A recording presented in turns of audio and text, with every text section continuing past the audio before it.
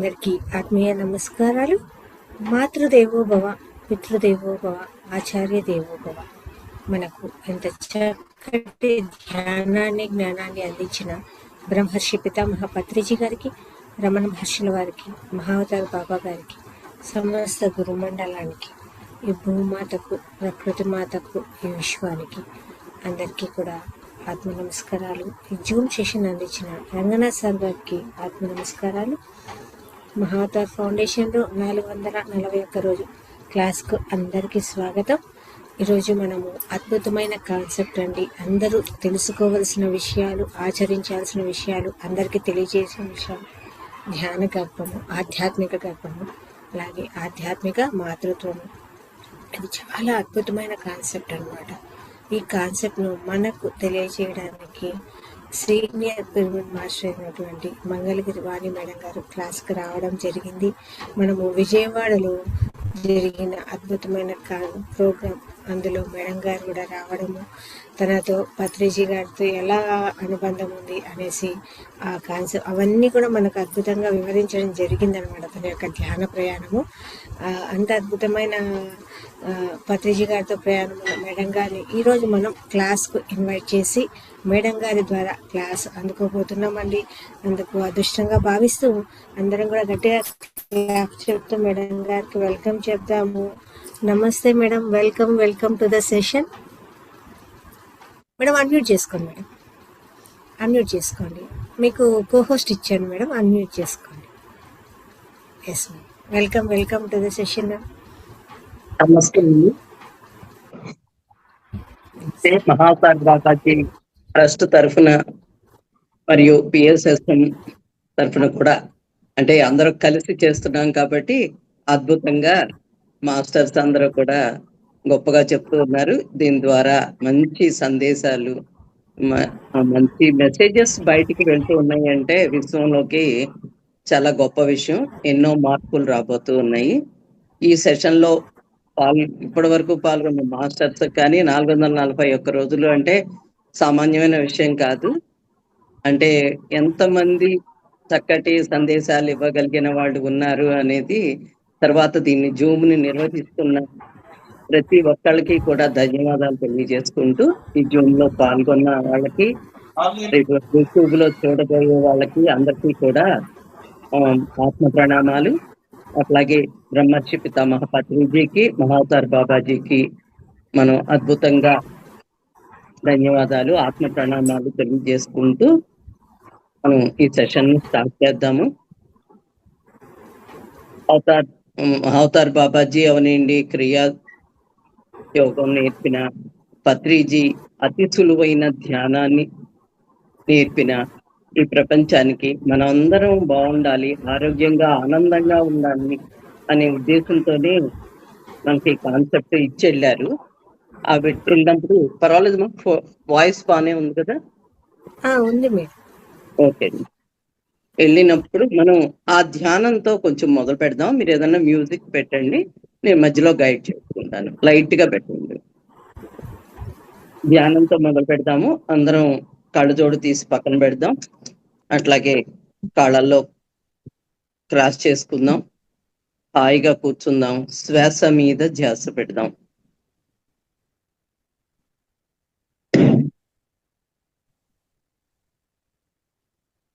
అద్భుతమైన ధ్యానం, అతి సులువైన ధ్యానం, మనల్ని జీవించేట్టు చేస్తున్న ఈ శ్వాసను మనకి ఏనాడు మనం థ్యాంక్స్ చెప్పుకోలేదు. ఇప్పుడు హృదయపూర్వకంగా ఆ శ్వాసకు థ్యాంక్స్ చెప్పుకుంటూ, ఆ శ్వాసతో పాటు మనం శ్వాస మీద ధ్యాస.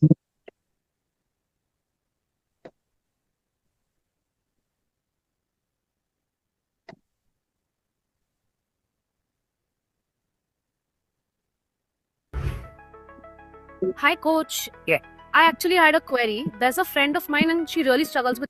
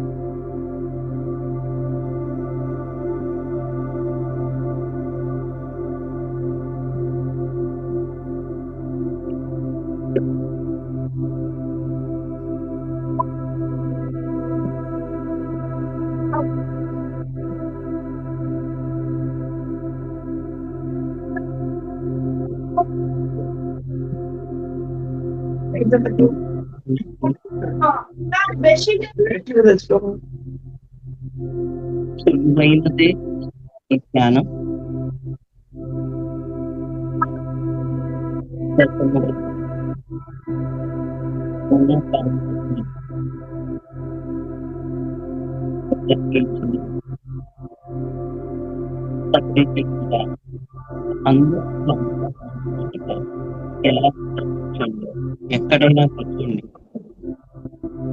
ఎప్పుడైనా కూర్చోండి. మీ శ్వాసను గమనించండి. మీ శ్వాసను ఎప్పుడు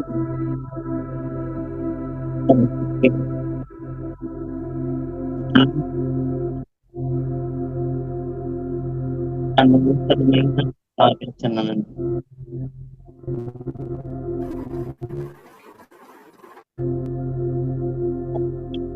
అద్భుతమైన జ్ఞానాన్ని వీటి గమనాలు అతి సులువైన వాయిస్ బ్రేక్ అవుతుంది మేడం. వాయిస్ బ్రేక్ అవుతుంది మేడం, కొంచెం చూసుకో.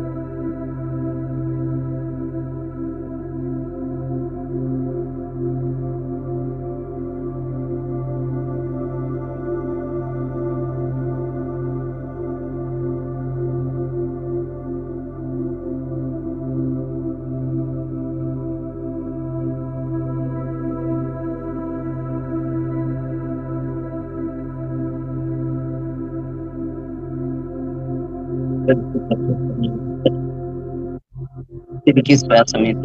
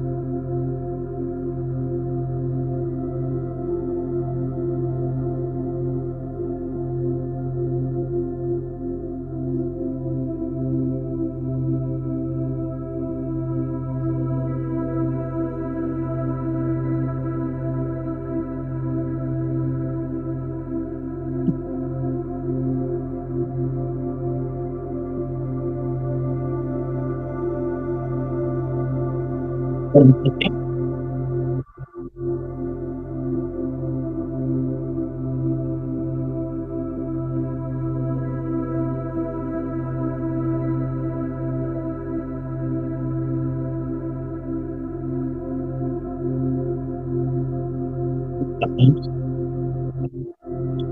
నిదానంగా చేతులు విడదీసి కళ్ళపై పెట్టుకున్నాం.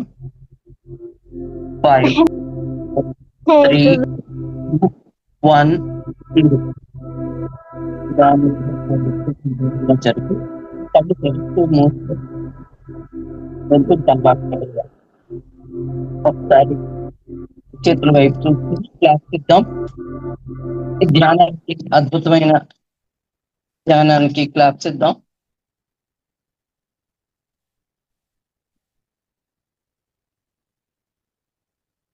ఓకే అండి,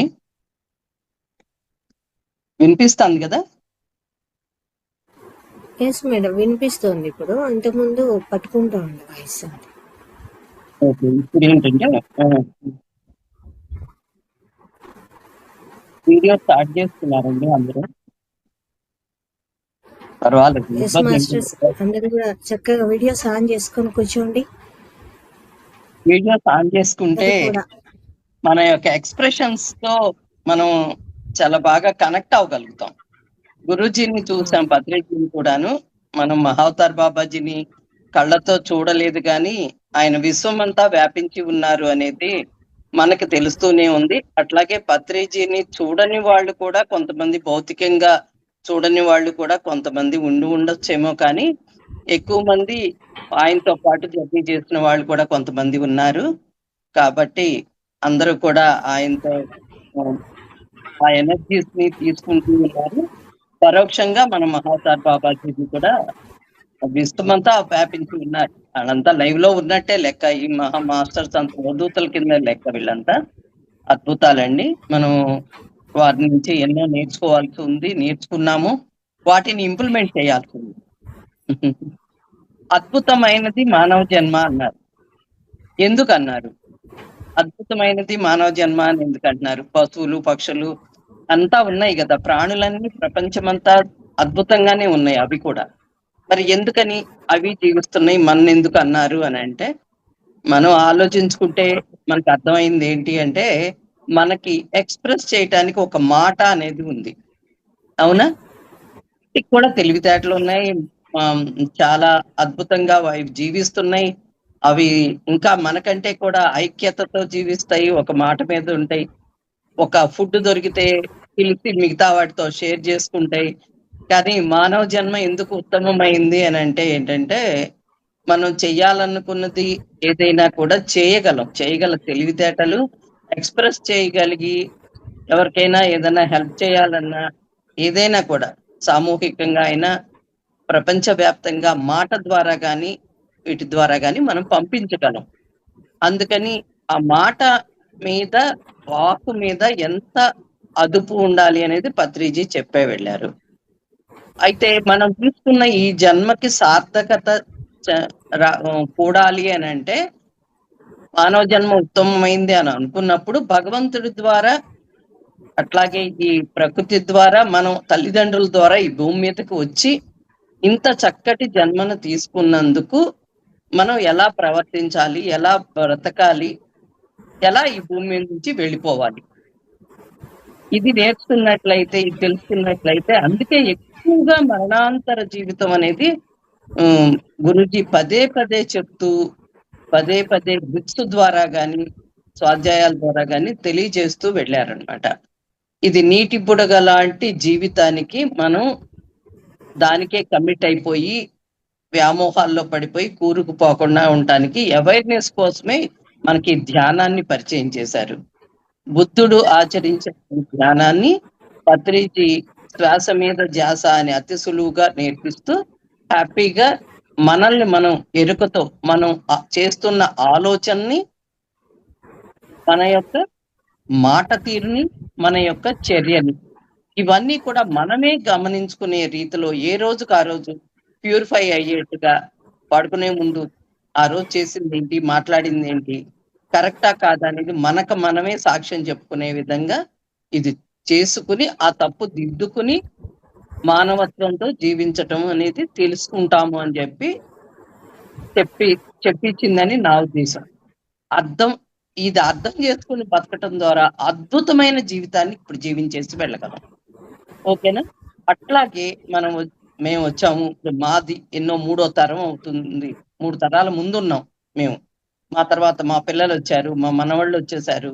అంటే ఇలా జనరేషన్ వెళ్తూ ఉన్న టైంలో ఈ మెడిటేషన్ ని ప్రచారం చేసే క్రమంలో నాకు అర్థమైంది ఏంటి అంటే, ఇప్పుడు మా ఏజ్ వాళ్ళు ఉన్నారనుకోండి, ఒక అబోవ్ 60 వాళ్ళకి అర్థమయ్యే రీతిలో నేను చెప్పి వాళ్ళని ధ్యానాన్ని కూర్చోబెట్టాలంటే చాలా మందికి వాళ్ళకంటూ సొంత అభిప్రాయాలు, ఒక జీవనం లేదా కొన్ని పదవులు, కొంత హోదాలు ఇలాంటివన్నీ కూడా ఉండేటప్పటికి ఏమవుతుందంటే, వాళ్ళ ఆ ఇగోని వదిలి వీళ్ళు చెప్తే నేను వినేదేంటి అనే ఒక అభిప్రాయంతో ధ్యానానికి రావటానికి కూడా, ఒక సత్సంగాలకి రావటానికి కూడా ఇష్టపడక బిజీగా ఉండో ఏదో ఒక వంకతో వాళ్ళు లేట్ చేస్తున్నారు.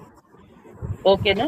ఆ తర్వాత నడి వయసులో ఉన్న వాళ్ళు, మా పిల్లల ఏజ్ 40-45 ఏజ్ వాళ్ళు ఏంటంటే, వాళ్ళ బిజీలో వాళ్ళ లైఫ్ కి వాళ్ళు సంపాదించుకోవడానికి పడే జాబ్ రీత్యా కానీ లేకపోతే వ్యాపారం రీత్యా కానీ ఆ కింద మీద పడుతూ టైం లేదనుకుంటూ పోస్ట్పోన్ చేసుకోవటం ఒకటి అవుతుంది. దానికంటే నేనేం చేశానంటే, నెక్స్ట్ కాలేజీ లెవెల్ పీజీ చదివే వాళ్ళ దగ్గరికి వెళ్తే వాళ్ళు ఒక బిజీలో ఉన్నారు. కాంపిటీషన్, ఎగ్జామ్స్, తర్వాత జాబ్స్ అట్లా వెళ్తున్నారు. అట్లా వెళ్ళిన క్రమంలో నేనేమనుకున్నానంటే, మళ్ళీ కిందకు వచ్చి చిన్న క్లాసులకి ఇట్లా వచ్చి విద్యార్థుల దగ్గరకు వచ్చేసి విద్యార్థులని సపరేట్ గా పెట్టి వాళ్ళకి కౌన్సిలింగ్ చేస్తూ వచ్చాను. అది కొంత ఈజీగా ఉంది. అంటే వాళ్ళకంతా ఇంకా జీవితం మీద ఫిక్స్డ్ అభిప్రాయాలు కానీ ఇది కానీ లేవన్నమాట. ఇంకా కిందకెళ్తే ఇంకా చిన్నపిల్లలు ఇంకా అమాయకత్వంలో ఉంటారు, దేవుడితో సమానం. వాళ్ళకి అసలు ఎటువంటి కల్మషాలు ఉండవు. వాళ్ళు ఎక్కడ కూర్చోరా అంటే ఒక 5 నిమిషాలు కూర్చుంటారు. ఇంకా కావాలంటే దొంగతనంగా కడుపుగా 1 minute లో 10 times తెరుస్తూ ఉంటారు. అలా ఏం చేస్తున్నావా అని చూస్తారు. తర్వాత వాళ్ళు అలాగే కూర్చోవడం అలవాటు చేసేస్తారు.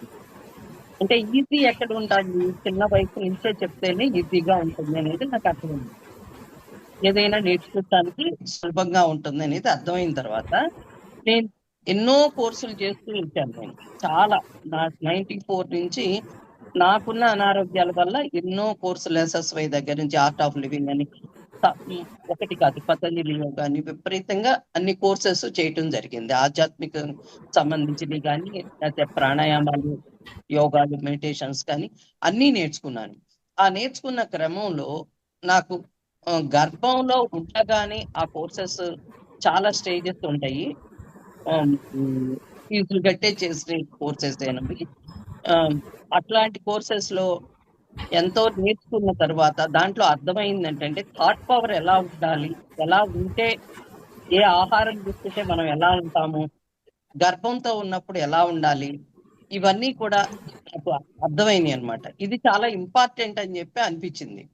అప్పటి నుంచి కూడా గర్భిణీ స్త్రీలని, అంటే గర్భం ధరించిన తర్వాత వెళ్ళి కౌన్సిలింగ్ చేయటం అనేది, ఎలా ఎటువంటి థాట్స్ పెట్టాలి, ఎటువంటి ఫుడ్ తీసుకోవాలి, ఇలాంటివన్నీ కూడా నేను వాళ్ళకి చెప్పొస్తూ ఉండేదాన్ని. అట్లాగే సామూహికంగా గవర్నమెంట్ తరఫున ఇవి చెప్తారండి, ఏంటి శ్రీమంతాలు చేస్తుంటారు. అటువంటప్పుడు వెళ్ళి నేను చెప్పి వచ్చేదాన్ని అనమాట. ఉపయోగపడతాయి. ఈ భూమి మీదకి వచ్చే ప్రతి వ్యక్తి కూడా ఒక యోగిని అవ్వాలి.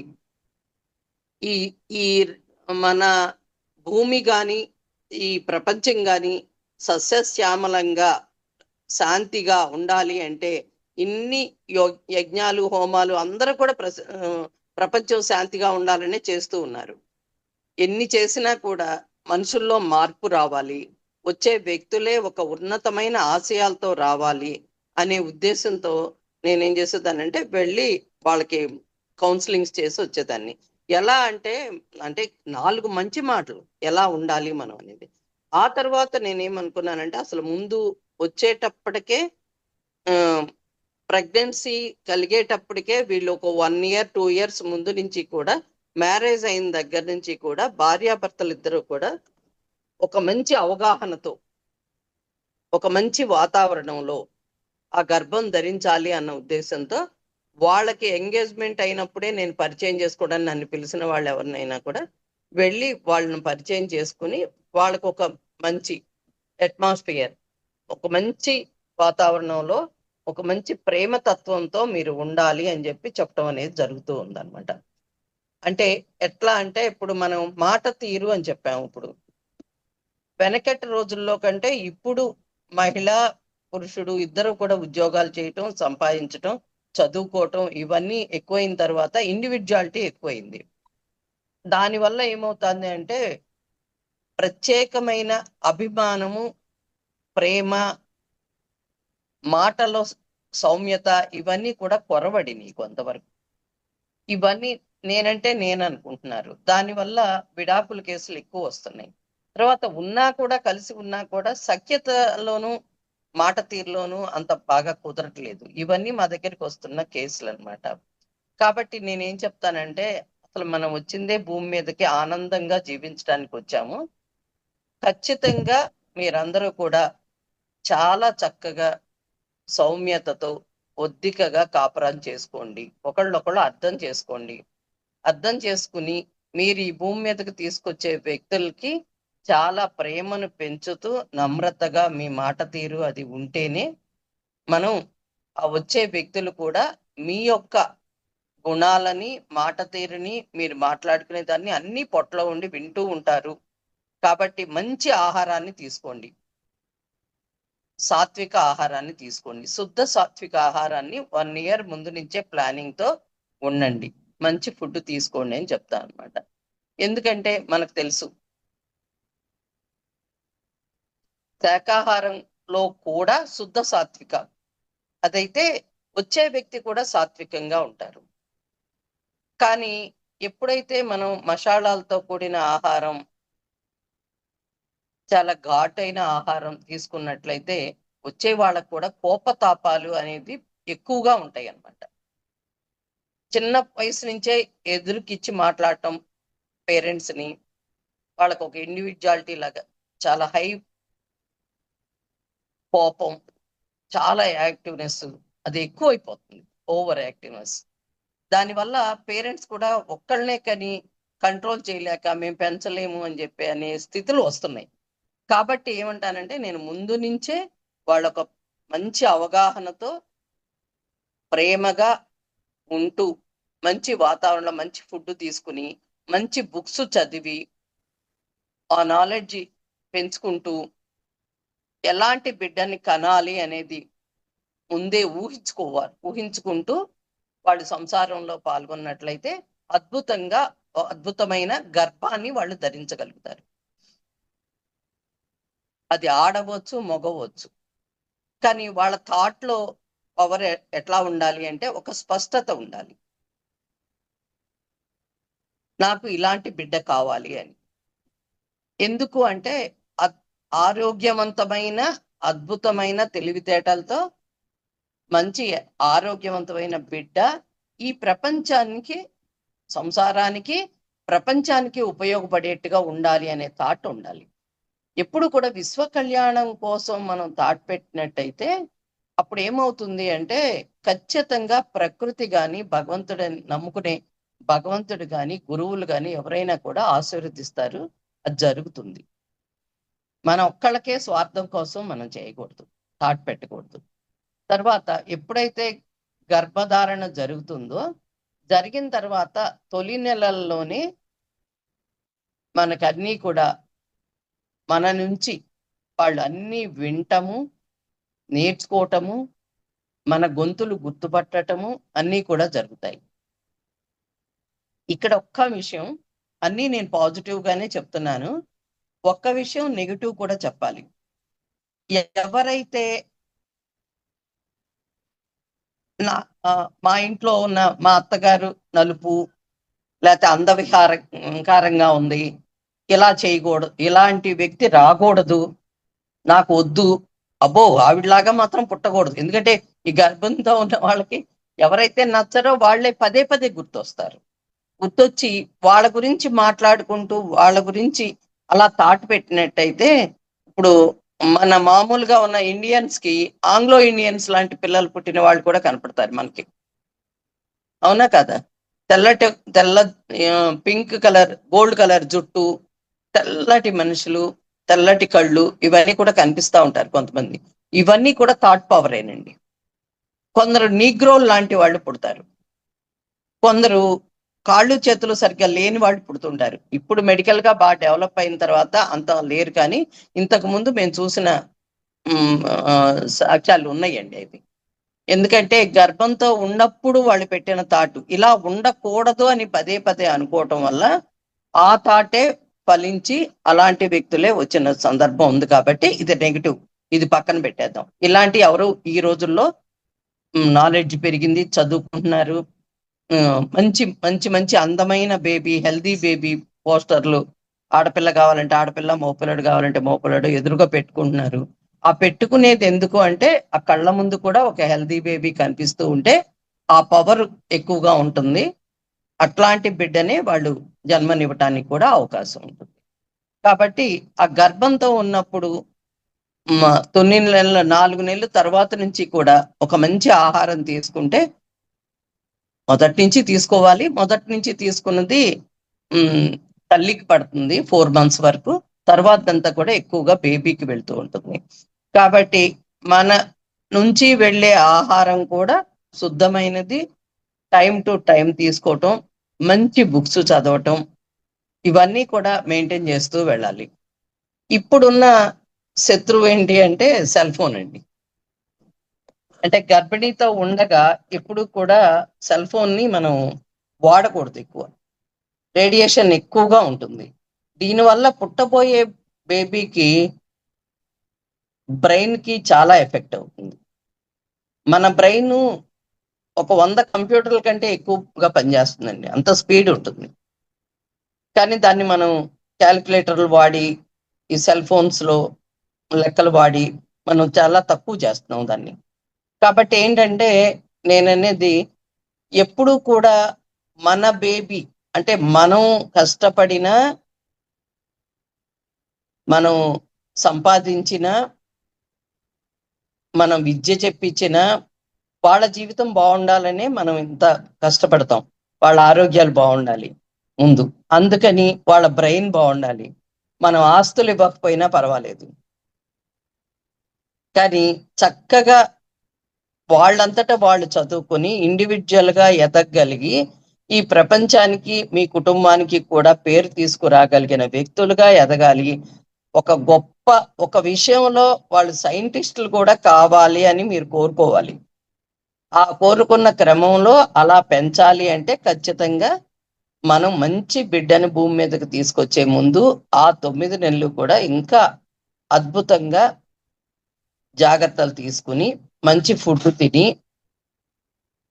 టైంకి పడుకుని, మంచి బుక్స్ పత్రిజీ చెప్పారు, సత్సంగాలు అండ్ గ్రంథ పఠనాలు, మహాపురుషుల చరిత్రలను చదివినట్లయితే మీకు పూర్తిగా వాళ్ళు వచ్చేటప్పటికే వాళ్ళు కథల్లాగా మీకు చెప్తారు.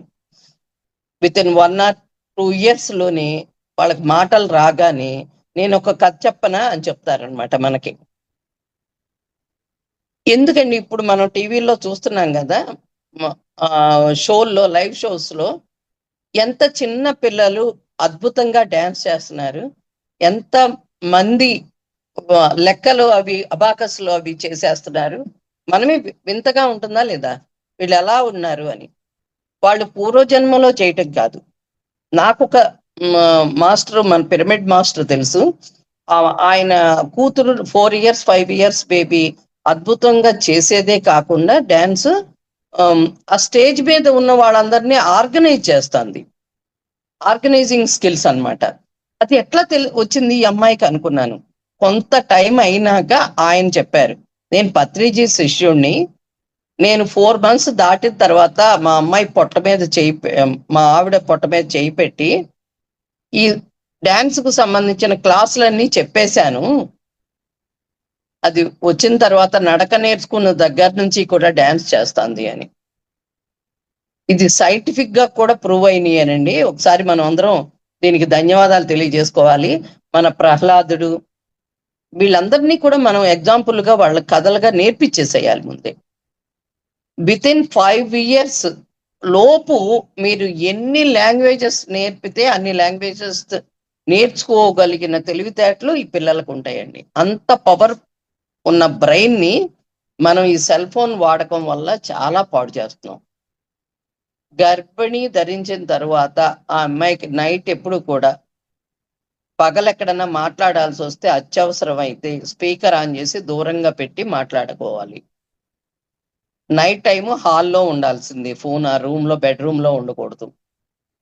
ఇలాంటి జాగ్రత్తలు కనుక తీసుకుని మంచి ఆహారాన్ని తీసుకుంటూ ముందుకు వెళ్ళినట్లయితే ఆ గర్భిణీ స్త్రీ హ్యాపీగా ఈజీ డెలివరీ అవుతుంది. అట్లాగే రోజు మెడిటేషన్ చేయటం, time to time okay place లో కూర్చోవటం, ఒకే టైంలో చేయటం, ఇలాంటివి చేసినట్లయితే అద్భుతమైన మెడిటేటరు అవతల వ్యక్తి చాలా సౌమ్యంగా శాంత స్వరూపులుగా అద్భుతమైన తెలివితేటలు గల వ్యక్తులుగా అద్భుతమైన విద్యావంతులుగా వాళ్ళ కుటుంబానికి వాళ్ళ ఊరికి వాళ్ళ స్కూల్కే కాదు ఈ ప్రపంచానికే వెలుగునిచ్చే అద్భుతమైన వ్యక్తులుగా వస్తారమ్మా. కాబట్టి ఇది గర్భం దాల్చక ముందు మనం చెప్పేది ఏంటంటే ప్రెగ్నెన్సీ రాకముందే దంపతులు కానీ ఆ తర్వాత వచ్చినాక జాగ్రత్తలు కానీ మెడికేషన్స్ ఏమీ అక్కర్లేదు. నిజంగా అయితే అప్పుడప్పుడు వెళ్ళి చూపించుకోవటమే కానీ అసలు మెడిసిన్స్ తో పనే లేదు. వెనకటి వాళ్ళు ఎవరు కూడా ఈ మెడిసిన్స్ తో ఏమీ చేయలేదు. ఓకే, అది అయిపోయిన తర్వాత బేబీస్ పుట్టిన తర్వాత 1 by 1 మనం ఆ తర్వాత మాతృత్వం మీకు వచ్చింది. మీకు ఇచ్చే టైం కూడా ఉద్యోగస్తులకు కూడా మీకు ఎందుకు ఇస్తారు అంటే వాళ్ళ తీసుకోవాల్సిన కేర్ కోసం సెలవులు ఇస్తారు, ఇచ్చేదే అందుకు. ఓకేనా? అయితే ఈ తల్లిపాలు తాగటం ఇవన్నీ అయిపోయినాక ఆహారానికి వచ్చినప్పుడు కూడా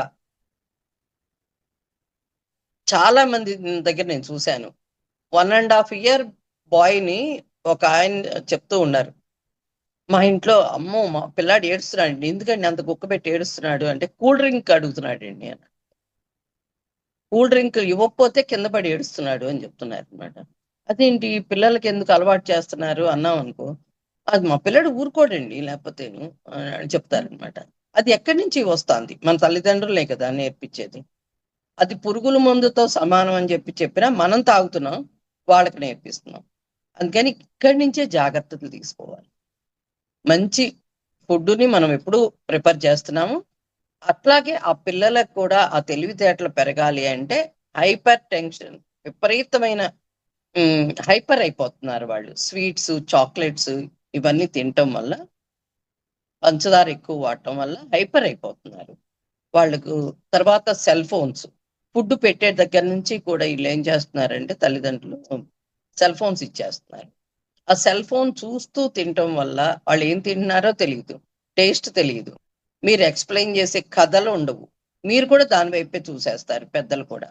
అట్లా అవటం వల్ల ఏమవుతుంది అంటే వీళ్ళకి మిగతా వాళ్ళతో ఫ్యామిలీ మెంబర్స్ తో బంధాలు తగ్గిపోతున్నాయి. వాళ్ళతో కబుర్లు చెప్తూ మాట్లాడుతూ ఒక కథలు చెప్తూ తల్లిదండ్రులు పెట్టేవారు, చందమామ రావే జాబిలి రావే అంట. అలాంటివన్నీ పోయినాయి ఈ సెల్ ఫోన్ వల్ల. కానీ మనం కొన్ని సంవత్సరాల పాటు వాళ్ళు మళ్ళీ స్కూల్కి వెళ్ళే వరకు కొద్దిగా జాగ్రత్తలు తీసుకుని, ఉమ్మడి కుటుంబాలు లేకపోవటం ఈ యొక్క మైనస్ అనుకుంటాను నేను. కానీ మీ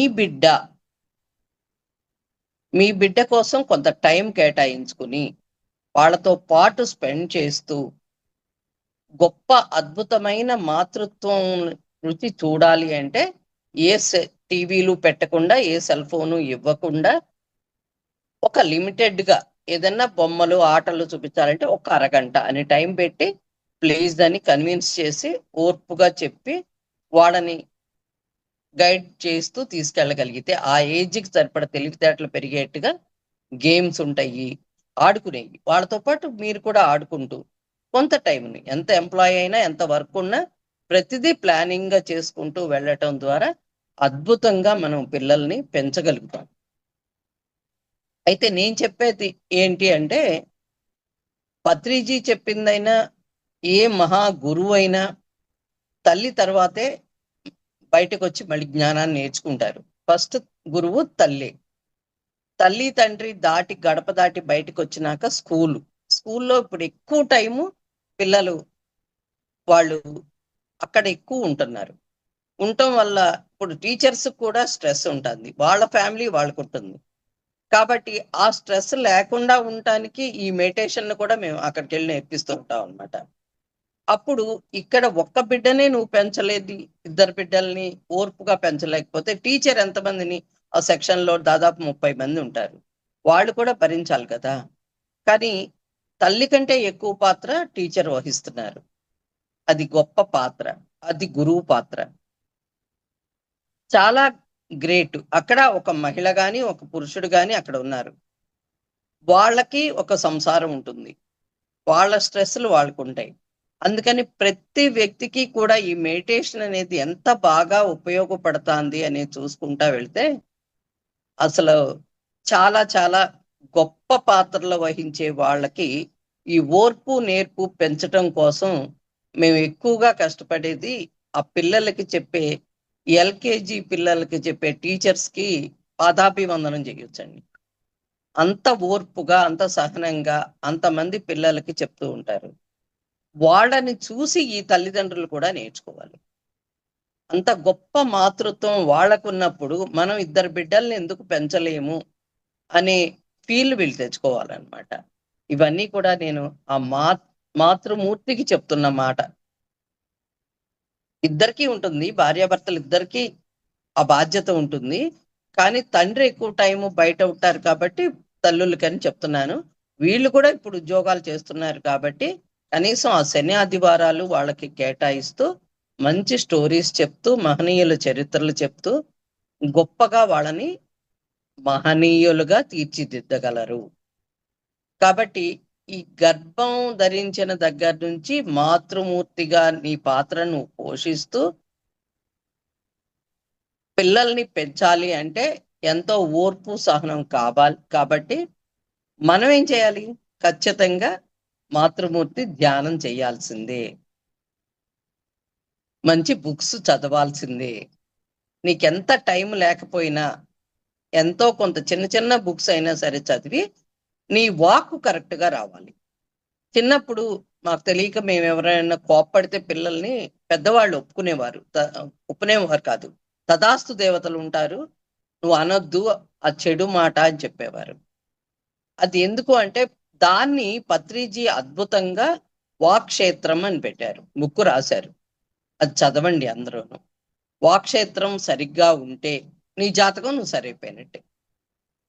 అంటే ఏంటి? నీ నోటి నుంచి ఏదైతే వస్తుందో దానికి అదే ఇక్కడ మేనిఫెస్ట్ అయిపోతుంది, అంటే అది జరిగిపోతుంది.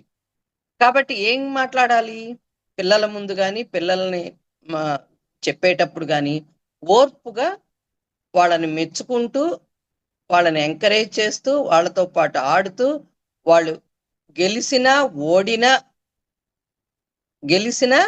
ఓడినా కూడా. అందుకే కదా పాము నిచ్చెనలు ఇవన్నీ ఉన్న గేమ్స్ అన్ని కూడా పెట్టి ఆ పిల్లలు నాది కాదు, నాకు పాము గర్వలేదు, నేను దిగననేవాళ్ళు. అట్లాంటివన్నీ కూడా నేర్పిస్తూ ఓర్పుగా అది ఉంటుంది, ఇది ఉంటుంది, మళ్ళీ నిచ్చెన తగులుతుంది అని చెప్తూ ప్రతిదాన్ని కూడా విజయమే కావాలని వాళ్ళు కోరుకోకుండా, ఓడిపోయినా కూడా మళ్ళీ మళ్ళీ ట్రై చేయాలి, మనం విజయాన్ని సాధించాలి అనుకునే పద్ధతిలో ముందుకు వెళ్ళాలన్నమాట. ఓకేనండి. ఇలా మనం శిక్షణనిస్తూ, శిక్షించకుండా శిక్షణ మాత్రం ఇస్తూ బిడ్డల్ని పెంచాలి ఓర్పుతో అనేది. ఆ ఓర్పు కావాలంటే మనం ఎన్నో సమస్యలు ఉంటాయి, ప్రతి సంసారంలోనూ ఎన్నో సమస్యలు ఉంటాయి. సమస్యలను భూతద్దంలో చూడకుండా మనం చక్కగా మనం ఈ జ్ఞానంతో ఈ ధ్యానం నేర్చుకున్న తర్వాత మనం మంచి బుక్స్ చదువుతూ దీన్ని తీర్చుకొని దాన్ని జీవితంలో ఇంప్లిమెంట్ చేస్తూ ముందుకు వెళ్ళాలి. కాబట్టి మనం బిడ్డగా ఉన్నప్పుడే ఇంత చక్కగా నేర్పించగలిగితే మంచి పౌరుణ్ణి మనం ఇచ్చినట్టే కదా, అవునా కదండి? మంచి పౌరుణ్ణి మనం ఈ ప్రపంచానికి అందజేసినట్టే. అద్భుతంగా వాళ్ళు ఎదుగుతారు. ఎంత చదువుకున్నా, ఎంత గొప్ప ఉద్యోగం చేసినా వ్యక్తిత్వం కరెక్ట్ గా లేదనుకోండి, అప్పుడు వేస్ట్. మనం ఎంత ఆస్తి ఇచ్చినా వేస్ట్, ఎంత దాచి దాచి ఇస్తూ ఉంటాం. అలా కాదు, వాళ్ళకి గివింగ్ నేచర్ అనేది నేర్పించాలి. అందరితో షేర్ చేసుకోవటం అనేది నేర్పించాలి. ఇది నాది, ఇది నీది అనేది నేర్పించకూడదు పిల్లలు. పిల్లలు ముందు నుంచే షేర్ చేసుకోవటం నేర్చుకుంటూ పెరగాలన్నమాట. ఇచ్చి తను తినటం, దగ్గరున్న వాళ్ళకి ఎవరికైనా అట్లా ఇవ్వటం.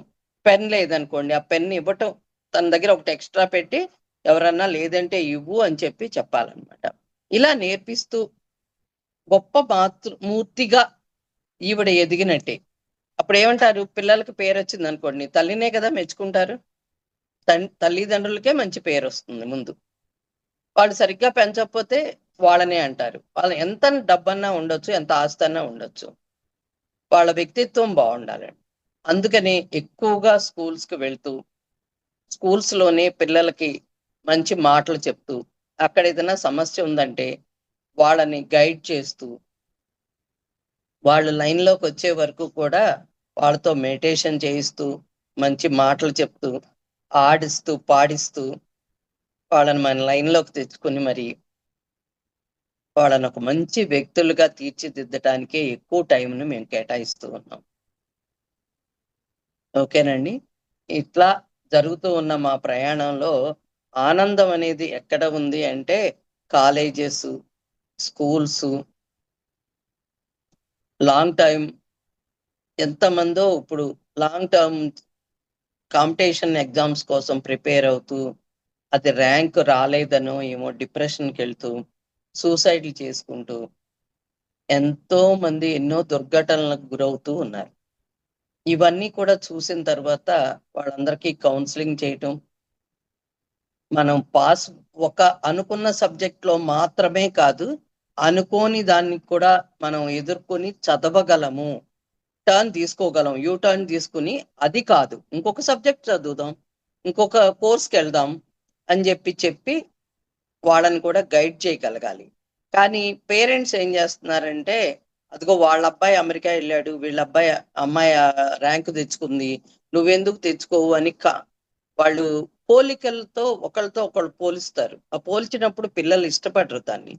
ఇప్పుడు కూడా కాంపిటీషన్ అంటే వాళ్ళ టాలెంట్ కి వాళ్ళు పెంచుకుంటూ కొంచెం ముందుకెళ్ళాలి, కానీ ఇంకొకళ్ళతో కాంపిటేట్ చేస్తే, వాళ్ళు ఏంటి కంపేర్ చేస్తే వాళ్ళు నచ్చదండి. వాళ్ళకి చాలా ఇబ్బంది పడతారు మెంటల్ గా. మీతో వ్యతిరేకించలేకపోవచ్చు, కానీ పేరెంట్ అని వ్యతిరేకించలేరేమో, కానీ ఒక్కొక్కసారి టీచర్స్ కూడా క్లోజ్ గా చెప్తారు. వాళ్ళు టీచర్ కనుక ఉన్న పద్ధతిలో రఫ్ గా లేకుండా, టీచర్ కనుక ఫ్రెండ్లీగా ఉంటే ఆ టీచర్ తో షేర్ చేసుకుంటారు. ఆ టీచర్ మాకు చెప్తూ ఉంటారు, కొన్ని నేను వాట్సాప్ లో పెట్టేయండి వాళ్ళ సమస్యలని చెప్తాను, కామనైజ్ చేసి చెప్తా, పాయింట్ చేస్తే వాళ్ళకి కూడా నచ్చదు. అందుకని చెప్పి వాళ్ళ సైకాలజీని బట్టి మనం వెళ్ళాలి. ఆ ఏజ్ లో ఇండివిజువాలిటీ ఎక్కువగా ఉంటుంది. బిట్వీన్ 14 years నుంచి 17 years వరకు మాత్రం చాలా హార్బుల్ టైం అండి. ఆ పిల్లలకి యూత్ గా ఎదిగేటప్పుడు హార్మోన్స్ బ్యాలెన్స్ తప్పుతూ ఉంటాయి. వాళ్ళలో స్వతంత్రమైన భావాలు ఉంటాయి. వాళ్ళు నా మాటే వినాలి అనేది కొంత. పేరెంట్స్ ఇంకా కొంత తక్కువ చదువుకున్నారనో, లేకపోతే మా అంత నాలెడ్జ్ లేదనో, ఇవాళున్న నెట్ నాలెడ్జ్ కానీ, ఇన్ఫర్మేషన్ నాలెడ్జ్ కానీ, ఇవన్నీ కూడా టెక్నాలజీ అమ్మాళ్ళకి తెలియదు, నాన్నకు తెలియదు, వాళ్ళకి తెలియక ఏదో మాట్లాడుతున్నారు అన్నట్లుగా ఫీల్ అవుతారు. అది సహజం ఆ ఏజ్ లో. దాన్ని మనం గమనిస్తూ వాళ్ళకి గైడెన్స్ లైట్ గా సూచనప్రాయంగా ఇస్తూనే, ప్రెజర్ ఇవ్వకుండా జాగ్రత్తగా ముందుకు వెళ్ళాలన్నమాట వాళ్ళతో. లేకపోతే వాళ్ళు ఏ మాత్రం హర్ట్ అయినా, వాళ్ళ మాటలు వినకపోయినా చాలా దుష్పరిణామాలు జరుగుతాయి. దాన్ని బట్టి అందుకని గమనిస్తూ ఉండాలి. ఆ ఏజ్ లో మాత్రం ఆడపిల్లలను కానీ మగపిల్లలను కానీ చాలా జాగ్రత్తగా గమనించాలి. గమనిస్తూ మనం చాలా ఓర్పుగా వెళ్ళాలి. అవసరమైతే వాళ్ళ టీచర్స్ సలహాలు కూడా తీసుకోవాలి పేరెంట్ గా మనం. అయితే నేను ఎందుకు చెప్తున్నాను ఇవన్నీ అంటే, సైకలాజికల్ గా ఇబ్బంది పడే వయసు అది. వాళ్ళు ఇబ్బంది పడుతూ మన మీద డామినేట్ చేస్తూ మాట్లాడాలని చూస్తారు. అది నా మాట ఎందుకు వినరు పెద్దాళ్ళు, నేను తల్లిని నేను తండ్రిని అని అనుకోకూడదు అనమాట. వాళ్ళ హార్మోన్స్ ఇన్బ్యాలెన్స్ తప్పి మళ్ళీ 20 years దాటినాక వాళ్ళకు ఒక ఇండివిజువాలిటీ వస్తుంది, ఒక అవగాహన వస్తుంది, వాళ్ళ జీవితం మీద వాళ్ళకు ఒక అవగాహన వస్తుంది, ఒక గోల్ ఉంటుంది. ఆ గోల్ సెట్టింగ్ లో మళ్ళీ మన మన అభిప్రాయాలని వాళ్ళ మీద బలవంతాన రుద్దకూడదు. రుద్దకుండా ఫ్రెండ్లీగానే ఇదైతే ఇట్లా ఉంటుంది, ఇదైతే ఇది, మన ఆర్థిక స్తోమత ఇది, నువ్వు మెరిట్ గా చదువుకుని మంచి ర్యాంకు సంపాదించగలిగావు అనుకో, నేను ఖచ్చితంగా నేను కూడా కష్టపడి చదివిస్తాను. ఇలాంటి స్మూత్ వర్డ్స్ తో గైడెన్స్ తో వెళ్ళాలి. లేదా వాళ్ళ ప్రిన్సిపల్ తోనో వాళ్ళ వాళ్ళు ఎవరైతే ఆ విద్యా సంస్థల్లో వాళ్ళకి క్లోజ్ గా ఉండే వాళ్ళు ఎవరు ఉన్నారో వాళ్ళతో కూడా మనం చెప్పించవచ్చు సలహాలుగా అట్లా. అందుకని చెప్పి మనం ఎప్పుడు కూడా రఫ్ గా వాళ్ళతో బిహేవ్ చేయకూడదు. నా మాట ఎందుకు వినరు అనే ఉద్దేశం ఉంటుంది. ఇంత ఏజ్ వచ్చింది, నాకు చాలా అనుభవం ఉంది అనే ఫీల్ మనకు ఉంటుంది. కానీ ఎప్పుడు కూడా మనం కన్నాం, కానీ మన బాధ్యత వాళ్ళ జీవితం వాళ్ళ ఇష్టం అండి. ఎప్పుడు కూడా ప్రెజర్ ఇవ్వకూడదు ఎవ్వరికీ కూడా. సలహాలు కూడా సూచనప్రాయంగా అడిగితే చెప్పాలి, లేకపోతే లేదు. కాబట్టి మనం తల్లిదండ్రులమైనా ఎన్నో జాగ్రత్తలు తీసుకుంటూ వాళ్ళ సైకాలజీని అర్థం చేసుకుంటూ వాళ్ళలో ఉన్న లోపాలని ఎత్తి చూపకుండా, ప్రతి వ్యక్తికి తెలివితేటలు ఉండవు, అందరూ ఒకే పద్ధతిలో ఉంటారు. కాబట్టి ఎత్తి చూపటం అనేది చేయకుండా, నువ్వు గ్రేట్, నువ్వు అంతవరకు చదివావు చాలు, ఇన్ని మార్కులు వచ్చినాయి, చాలా గ్రేట్, ఇంకా 4 మార్కులు తెచ్చుకోవడానికి ట్రై చేయి, ఇంకొక గంట ఎక్కువ కష్టపడు, కొంచెం సేపు మెడిటేషన్ చేయి. అప్పుడు నీకేమవుతుందంటే ఆ మెడిటేషన్ వల్ల నువ్వు 10 సార్లు చదవాల్సిన క్వశ్చన్ ఫస్ట్ లో 4 సార్లు చదివితేనే వస్తుంది. ఆ తర్వాత నువ్వు 1 time చదివితేనే వస్తుంది. ఆ తర్వాత టీచర్ చెప్పేటప్పుడే నీకు క్లియర్ గా అర్థమైపోతుంది. నువ్వు ఎట్లయినా రాయగలుగుతావు అద్భుతంగా, నువ్వు గ్రేట్ అని చెప్తూ ఉండాలి.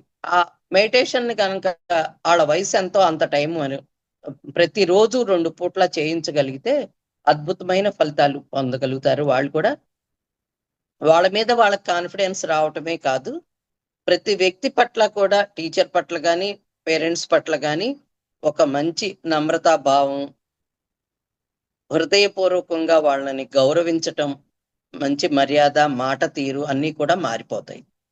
కాబట్టి చిన్న పిల్లలప్పటి నుంచే మీరు చెయ్యండి ధ్యానం, పేరెంట్స్ గా వాళ్ళతో చేయించండి. ఇది మెయిన్ గా మనం ఇంతవరకు చెప్పుకున్నది. ఇవన్నీ కూడా పత్రిజీ కూడా చాలా అద్భుతంగా స్కూల్స్ కి వెళ్ళండి, ధ్యాన విద్యార్థి ప్రాజెక్టు, మీరందరూ టీచర్ గా ఎదగండి, వెళ్ళండి అని చెప్పిన పద్ధతిలోనే చాలా వరకు చాలా మంది స్కూల్స్ కి వెళ్ళటం ఇది జరుగుతోంది. ఇంకా ఎంతో మంది అవసరం కూడా. ఎందుకంటే పుట్టిన ప్రతి విద్యార్థి కూడా ప్రతి మహాయోగిగా ఇక్కడ ఎదగాలి. ఎవరికి నచ్చిన సబ్జెక్ట్ లో వాళ్ళు. రాకెట్ నడిపేవాడు ఉంటాడు, అట్లాగే నేను అప్పుడు మాట్లాడకమ్మా మాయా, ఫోన్ మాట్లాడు, రాకెట్ నడపగలిగిన వాళ్ళు ఉంటారు. అట్లాగే ఎన్నో, ఇప్పుడు నేను ఇంత ముందు చూశాను, మనం పోలియో వచ్చిన వాళ్ళు ఉండేవారు. మాకు మంగళగిరిలో ఒక స్కూల్ ఉంది, డాన్ బాస్కో స్కూల్ అని. దాని ముందు చూస్తే దాదాపు 10 మంది వీల్ చైర్ లో వెళ్తూ ఉండేవారు, నడవలేని వాళ్ళు ఉండేవారు. వీళ్ళందరినీ చూసి చాలా బాధపడేదాన్ని. భగవంతుడు మన అన్ని అవయవాలు సరిగ్గా ఇచ్చాడు, చాలా గ్రేట్, మనం చాలా అదృష్టవంతులు, మన పిల్లలకి సరిగ్గా పుట్టించాడు అని అనుకునేదాన్ని. అప్పటికి ఇంత నాలెడ్జ్ లేదనమాట. తర్వాత నేను చూసిన కొద్దికి ఆ పోలియో ఇంజెక్షన్స్ వచ్చినాయి. ఇవాళ ఒక్క కేసు కూడా ఆ స్కూల్లో లేదు. అంటే అటువంటి పోలియో వాళ్ళ కోసమే పెట్టిన స్కూల్ అనమాట అది. కానీ ఈ రోజున లేదు. కానీ పూర్వ విద్యార్థులుగా ఇప్పటికి కూడా దాంట్లో నుంచి వస్తూ ఉంటారు. ఎట్లా ఆ స్కూల్ కి పూర్వ విద్యార్థులుగా అక్కడికి వస్తారు. వాళ్ళని చూపించి నేను చెప్తా, ఈ మందు తయారు చేయడానికి ఒక డాక్టర్ చదివి పిహెచ్డి దాకా వెళ్ళి ఆ మెడిసిన్ ని కనిపెట్టారు అంటే వాళ్ళలో ఎంత పట్టుదల ఉందో చూడండి. అంటే మనం ఈజీగా తీసుకుంటాం, ఏటిని అర్థం చేసుకోము. కానీ ఆ మెడిసిన్ రాబట్టి, ఆ ఇంజెక్షన్ రాబట్టే కదా ఈ రోజున ఒక్క కేసు కూడా ఆ స్కూల్లో లేదు, ఎక్కడ మనకి కనపట్టలేదు అంటే. అట్లా ఎన్నో రకాలుగా మనకి ఇవన్నీ కూడా జరిగినాయి, కనిపెట్టడం జరిగింది, రీసెర్చ్లు జరిగినాయి. కాబట్టి మనకేంటి అంటే కట్ అయిందని మధ్యలో వచ్చింది. ఓకే, ఇట్లా ప్రతి సబ్జెక్ట్ లో కూడా రీసెర్చ్ చేస్తూ ఉన్నారు, మనం చూస్తున్నాం. ఇంతకు ముందు ఎప్పుడు కూడా ఈ ఫోన్లు కానీ ఇవి కానీ లేవు. కానీ ఈ రోజున ఇంత అద్భుతంగా టెక్నాలజీ పెరిగింది అంటే దీని వెనక ఎంతో మంది సైంటిస్టులు ఉన్నారు కదా, ప్రతి దాన్ని కనిపెట్టేది సైంటిస్టులు ఉన్నారు. అలాంటి వాళ్ళందరూ కూడా జ్ఞానంతో ముందుకు వెళ్ళగలిగారు అంటే ఎంతగా టెక్నాలజీ పెరుగుతోంది, ఎంత ఇంప్రూవ్ అవుతుంది. ఇప్పుడు మేము కూడా నేర్చుకున్నాము అంటే మెడిటేషన్ వల్లే ఇంత బాగా నేర్చుకోగలిగామేమో అనిపిస్తుంది. నాకు తెలియకుండానే నేను వైజాగ్ లో 2012లో అప్పటికి జూమ్ కాల్స్ కానీ ఏమీ లేవు, మన కరోనా టైం నుంచి జూమ్స్ వచ్చినాయి. అంతకుముందు టెక్నాలజీని ఉపయోగించి ఫోన్ ద్వారా మేము ఎక్కడెక్కడికి ప్రపంచ దేశాలకే ధ్యాన ప్రచారం చేస్తాం సార్ అని చెప్పాను నేను స్టేజ్ మీద. ఏంటి అయిపోయిన తర్వాత అనుకుంటాను, ఇదేంటి అసలు నాకు ఈ సెల్ ఫోన్లు, ఈ టచ్ ఫోన్లు అవి వాడటం కూడా రాదు కదా, ఏంటి పత్రిజీకి అంత పెద్దగా మాట ఇచ్చేసాను అని అనుకునేదాన్ని. వచ్చిన తర్వాత వెంటనే 1 by 1 ఇయర్ తర్వాత టెక్నాలజీ మారుతూ వచ్చింది, స్మార్ట్ ఫోన్స్ వచ్చేసినాయి, అట్లాగే ఈ జూమ్ కాల్స్ అయ్యి వచ్చినాయి. ఇప్పుడు ప్రపంచ దేశాలన్నిటిలో కూడా అందరికీ కూడా మనం చెప్పగలుగుతున్నాం. అలాగే ఎప్పుడో నేర్చుకున్న ఈ జ్ఞానాన్ని కూడా ఈ గర్భం ధరించటం ఎలా, ధరించే ముందే ఎలా ఉండాలి, మన ఆరోగ్య పరిస్థితి, మన మానసిక పరిస్థితి కూడా ఎలా ఉండాలి, తర్వాత గర్భం ధరించిన తర్వాత ఎలా ఉండాలి, తర్వాత బిడ్డల్ని పెంచేటప్పుడు ఎలా ఉండాలి అనేది మన టాపిక్స్ మాట్లాడుకోగలుగుతున్నాం. ఎందుకు అంటే విత్తనం సరిగ్గా మంచి విత్తనం అయితేనే కదా మంచి వృక్షంగా ఎదిగి మంచి ఫలాలను ఇస్తుంది. అందుకని ముందు అక్కడి నుంచే జాగ్రత్తలు తీసుకుందాము అనే ఉద్దేశంతో నేను ఈ టాపిక్ ఎంచుకున్నాను ఈరోజు. అది ఓకే, ఇప్పుడు దాదాపు 1 hour అవుతుంది ఇది సబ్జెక్టు. ఇంకా ఎంత టైం ఉందో తెలియదు నాకు, ఒకసారి ఆర్గనైజర్లు చెప్తే హాఫ్ అన్ అవర్ ఉంది. ఓకే, అయితే ఈ టాపిక్ ఇంతతో చాలండి, మనం మాట్లాడుకుందాం. ఎవరైనా క్వశ్చన్స్ వేసినా సరే ఆన్సర్ చెప్తున్నాం, ఓకేనా? ఎవరైనా ఉన్నారా? అంటే జూమ్ వీడియోలు ఆన్ చేసుకున్న వాళ్ళు ఉన్నారమ్మా? ఎంతమంది చేస్తున్నారు? ఎస్ మాస్టర్స్, వీడియోస్ ఆన్ చేసుకొని ఇందులో మీకు ఏమైనా డౌట్ ఉందా మేడం గారు చెప్పిన డౌట్స్ ఇంట్లో అడగమనండి. ఓకే ఎస్ మాస్టర్స్, మీకు ఏమైనా డౌట్స్ ఉన్నాయా మేడం చెప్పిన కాన్సెప్ట్ మీద, లేదా ఎలా అనిపించింది, అన్మ్యూట్ చేసుకొని మాట్లాడండి. అందరూ వీడియోస్ ఆన్ చేసుకోండి.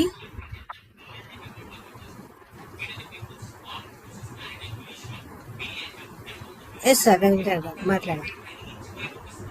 మేడం గారు సార్ నమస్తే అండి. ఈరోజు మీరు ఆధ్యాత్మిక గర్భము మరియు ధ్యాన మాతృత్వం గురించి చాలా చక్కగా వివరించారు. అసలు ధ్యానం ఎవరికి అవసరము, మానవుడిగా పుట్టిన మనము ఎదగడానికి ధ్యానం అవసరం అని తెలుసుకున్నాము. ధ్యానం ఎవరికి అవసరం, పెద్దలకు అవసరమా, తర్వాత ఉద్యోగస్తులకు అవసరమా, కాలేజీ పిల్లలకు అవసరమా, చిన్న పిల్లలకు అవసరమా అనేది మీరు చక్కగా వివరించారు మేడం. అంటే చిన్నప్పటి నుంచి పెద్దలు ఏమనుకుంటారు, నాకు ఎందుకయ్యా అయిపోయింది, నా వయసు అంతా అయిపోయింది, ఇప్పుడు నేను ధ్యానం చేసేదని వాళ్ళు అనుకుంటారు. ఉద్యోగస్తులేమో వాళ్ళ బిజీ జీవితంలో వాళ్ళు ధ్యానం చేస్తానికి వాళ్ళకి కుదరదు. కాలేజీ పిల్లలేమో చదువుల విషయంలో పడిపోయేసి వాళ్ళకి కుదరదు, ఉద్యోగాలు కుదరదు. మరి ఎవరికి చెప్పాలి మనం ధ్యానం నేర్పించాలంటే చిన్నపిల్లల నుంచే నేర్పించాలి అని చెప్పడం మీరు చెప్పారు, చాలా బాగుంది మేడం గారు. అట్లాగే దంపతులకు కాబోయే ముందే, వివాహానికి ముందే వాళ్ళిద్దరు కనుక నిజంగా ఒక అండర్స్టాండింగ్ వచ్చేసేసి, వివాహానికి ముందే అండర్స్టాండింగ్ వచ్చేసి మనం ఈ విధంగా నడుచుకుంటే బాగుంటుంది, ఇలా ఉంటే బాగుంటుందని వాళ్ళు చేసుకున్నప్పుడు వాళ్ళకి మంచి బిడ్డలు పుట్టే అవకాశం ఉంటుంది. అట్లాగే బిడ్డలు పుట్టక ముందే గర్భంతో వచ్చినప్పుడే వాళ్ళు ఎలాంటి జాగ్రత్తలు తీసుకోవాలి చెప్పారు మీరు. చాలా మంచిది మేడం గారు. మనం ఏంటంటే మన కథల్లో మనం తెలుసుకున్నాము, బిడ్డ మనం మాట్లాడే ప్రతి మాటను కూడా వింటూ ఉంటుంది, గర్భం నుంచి వింటూ ఉంటుంది. కాబట్టి ఎప్పుడు కూడా నెగటివ్ వర్డ్స్ వాడకూడదు. వాళ్ళకి మంచి మంచి సంగీతం వినిపిస్తూ మంచి కథలు చెప్తూ అట్లాగా ఉండాలి, సెల్ ఫోన్లకు దూరంగా ఉండాలి అని చాలా మంచి విషయాలు చెప్పారు మేడం గారు. అట్లాగే మనకి గర్భధారణ జరిగిన తర్వాత వాళ్ళు తీసుకోవాల్సిన జాగ్రత్తలు చెప్పడింది, ఎలాంటి ఆహారం తీసుకోవాలి, మనం తీసుకునే ఆహారాన్ని బట్టే బిడ్డ యొక్క మానసిక స్థితి కూడా ఉంటుంది. మన తీసుకునే ఆహారమే మనం మెదడుగా తయారవుతున్న మానసిక స్థితి ఉంటుంది. కాబట్టి ఆహారం సాత్విక ఆహారం, శుద్ధ సాత్విక ఆహారం తీసుకోవాలని చెప్పారు మేడం గారు. అది చాలా బాగుంది. అది మేడం గారు. అట్లాగే మనకి పిల్లల గడ్డ మన కేర్ తీసుకోవాలి. ఈ రోజుల్లో ఏంటంటే ఇద్దరు ఉద్యోగస్తులు అయిన దాని వల్ల ఏంటంటే పిల్లలకి కేర్ తీసుకోవడం చాలా తగ్గిపోతుంది. ఇప్పుడు పిల్లవాడు ఏదైనా అన్నం తినకపోయినా, ఏదైనా టిఫిన్ తినకపోయినా సెల్ ఫోన్ చేతికి ఇచ్చేసి చూసుకుంటా ఉంటే అప్పుడు పెడుతున్నారు అన్నం ఆహారాకి.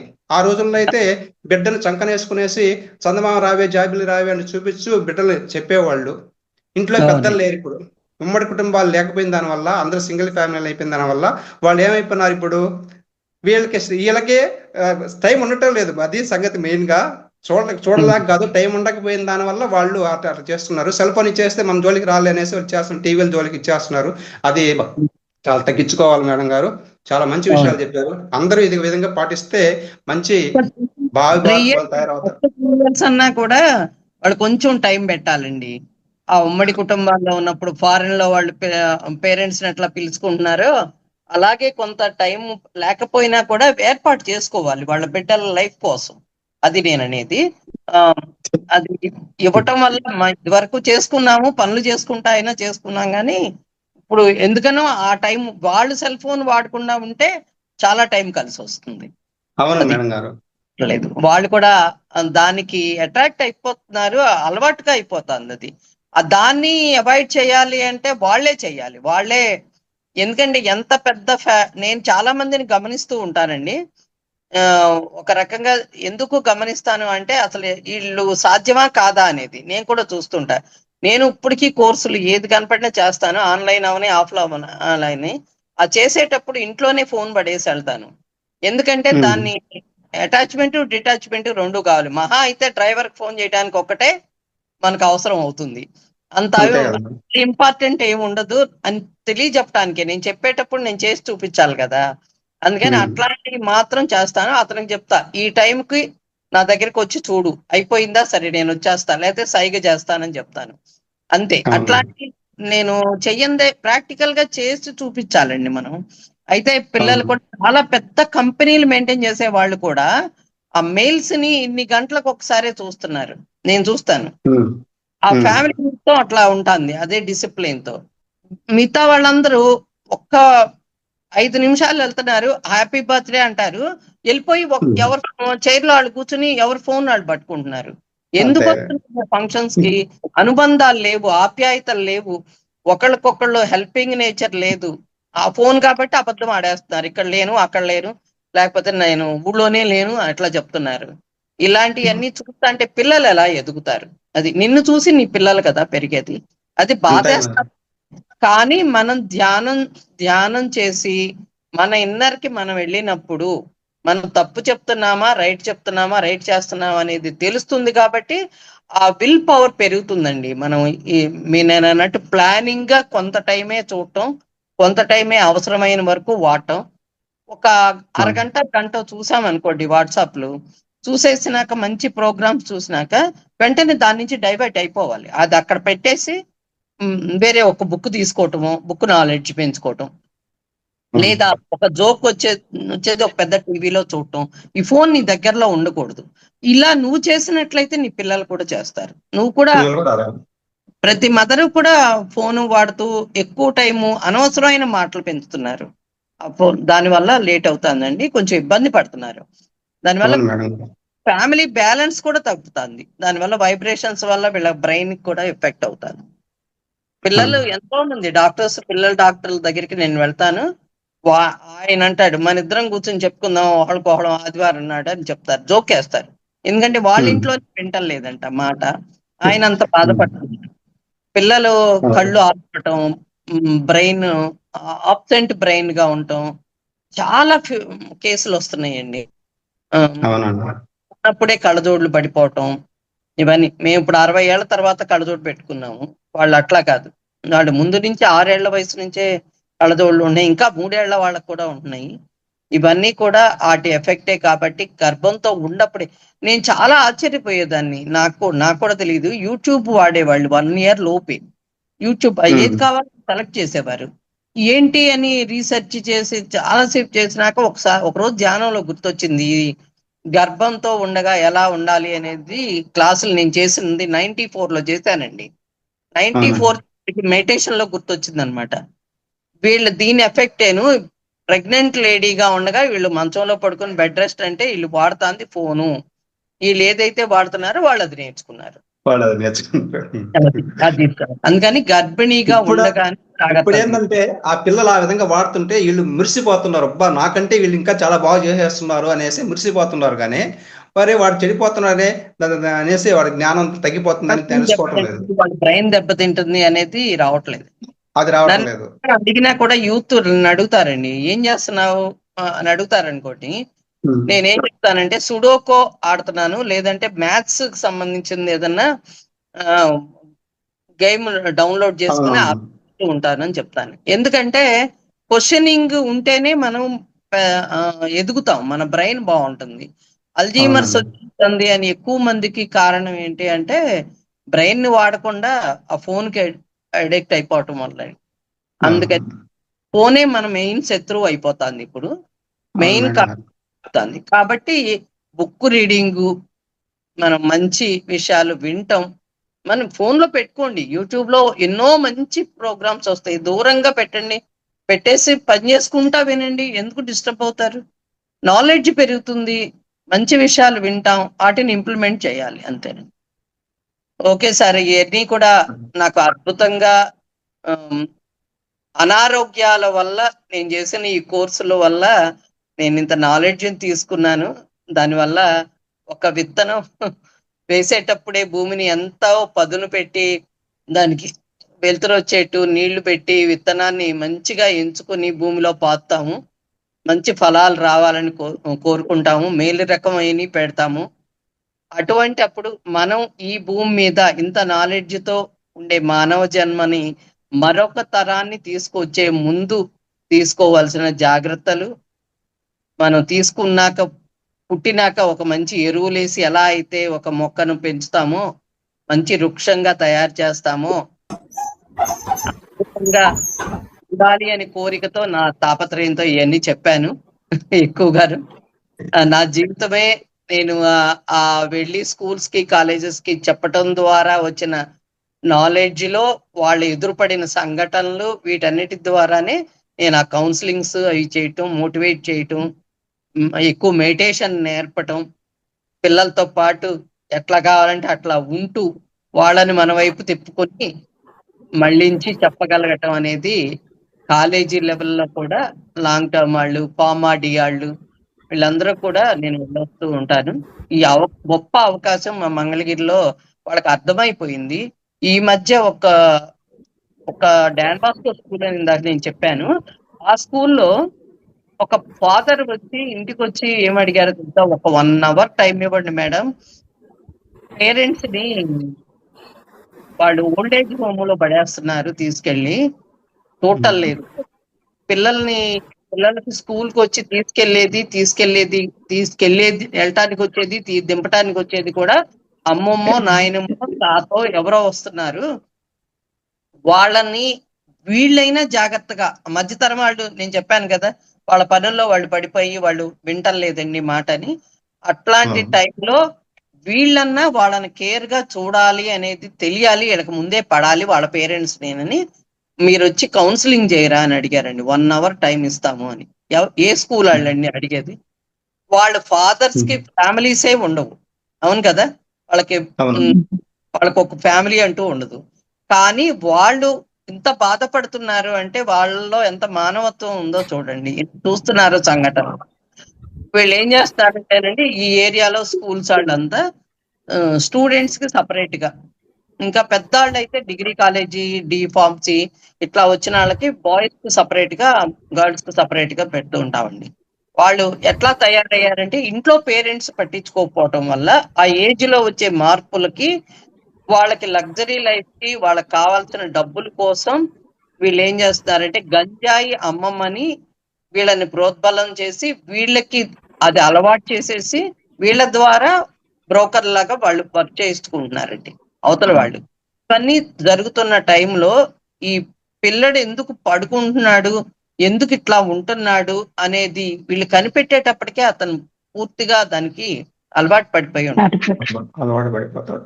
వల్ల ఇప్పుడు కాలేజెస్ కి వెళ్ళి సపరేట్ గా బాయ్స్ ని కూర్చోబెట్టి సపరేట్ గా ఆడపిల్లల్ని కూర్చోబెట్టి ఇక్కడ వచ్చే మార్పులు ఏంటి, అక్కడ డిప్రెషన్ ఉంటుందండి.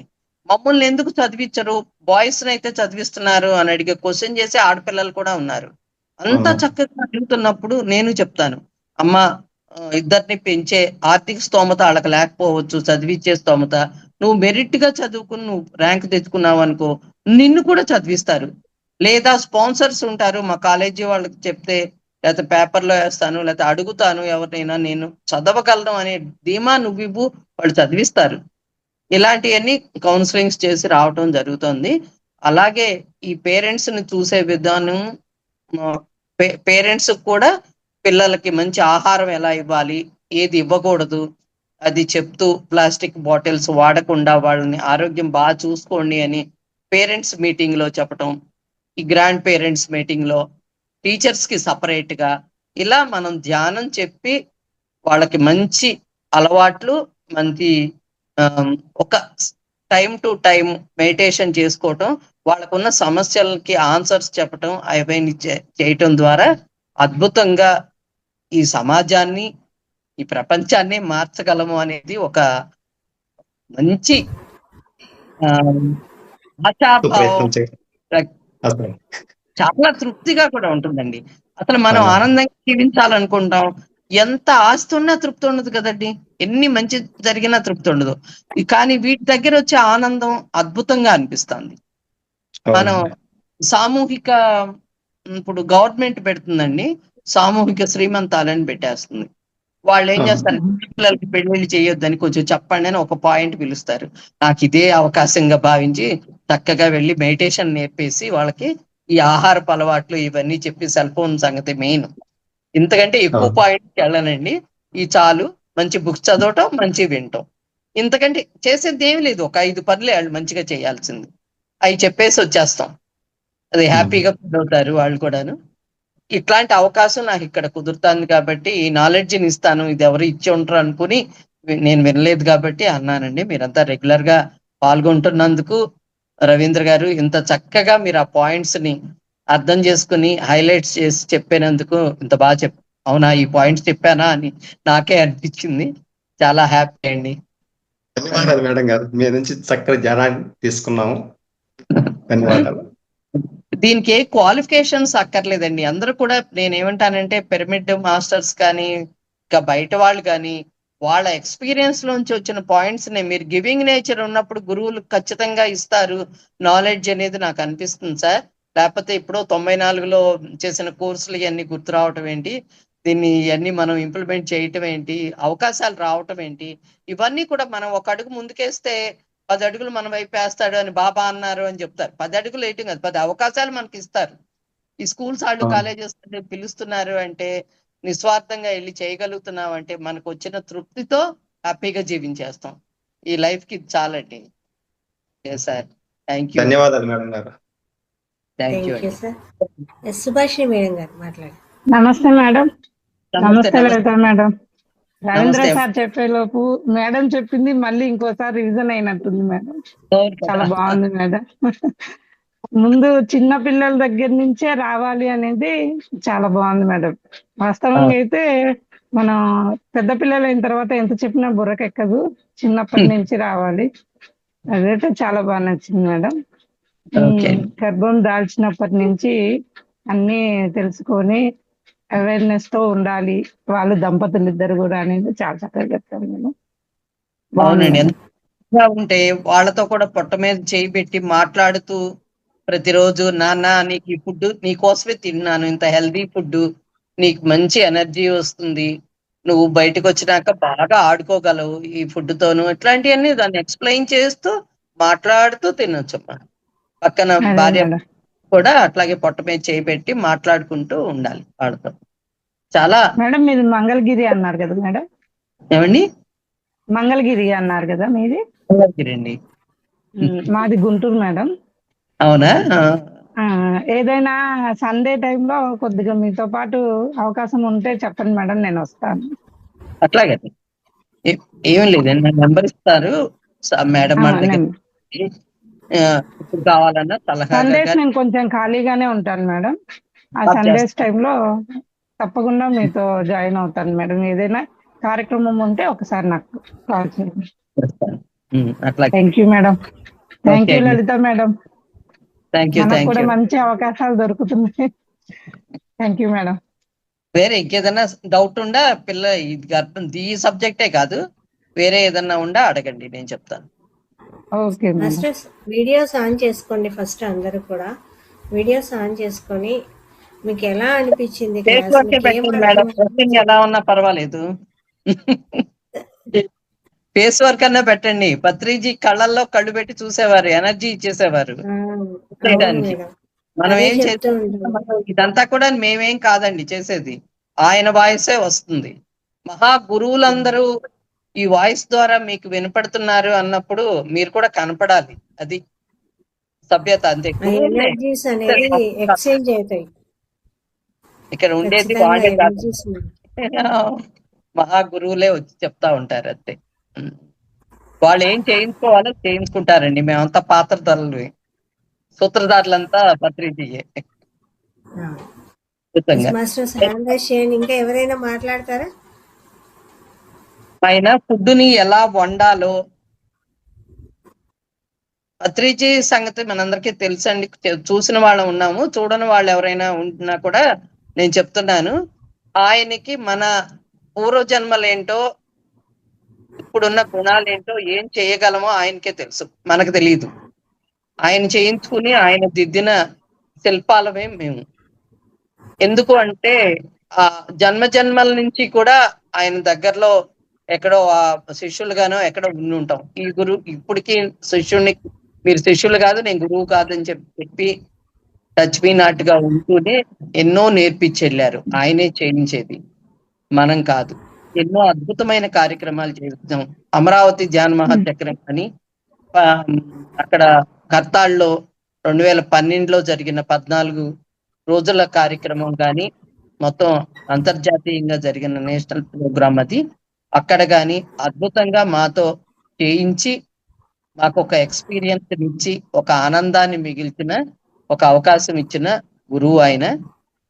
మనలో ఒక టాలెంట్ ఉంది, చేయగలం, ఆర్గనైజ్ చేయగలం అని తెలియజేసిన మహా వ్యవస్థ ఆయన. ఈ వ్యవస్థను మనకు వదిలేళ్ళారు కాబట్టి దాన్ని జాగ్రత్తగా కాపాడుకోవటం, ఇలాంటి వ్యక్తులకు జన్మనిచ్చే విధంగా ఒక యోగులు, అలాంటి యోగులు మళ్ళీ మళ్ళీ ప్రతి వ్యక్తి ఒక దేవుడే, నీలోనే దేవుడు ఉన్నాడు, నువ్వే దేవుడివే అని చెప్పి, my dear God, my dear friends అని చెప్పి సంబోధించిన దాంట్లోనే ఎంత అద్భుతం ఉంది. నేను దేవుణ్ణి కాదు అని అంటాం, సహజంగా ఉంటాం, కానీ నేను దేవుణ్ణి కాదు అని అనుకుంటారు కొంతమంది.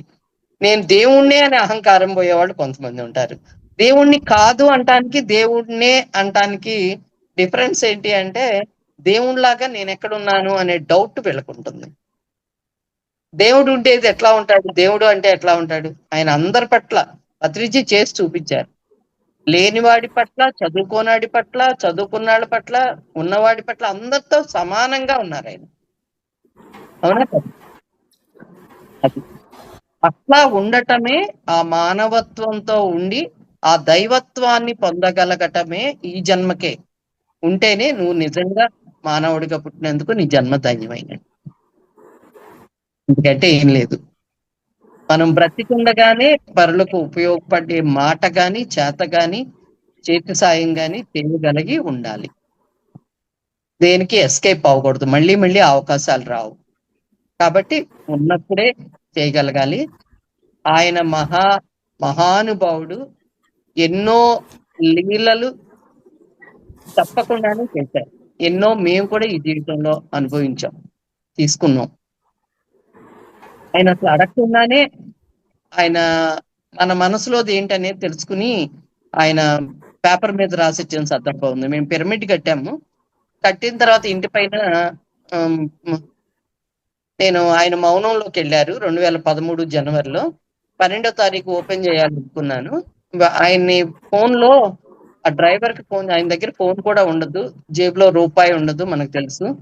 అయితే ఆయన డ్రైవర్ కి ఫోన్ చేసి పత్రిజీకి ఫోన్ ఇవ్వండి, నేను నాకు ఎలా కావాలో పేరు అడుగుతాను, అది రాసిన తర్వాత నాకు చెప్పమని డ్రైవర్ రాజుకి చెప్పాను.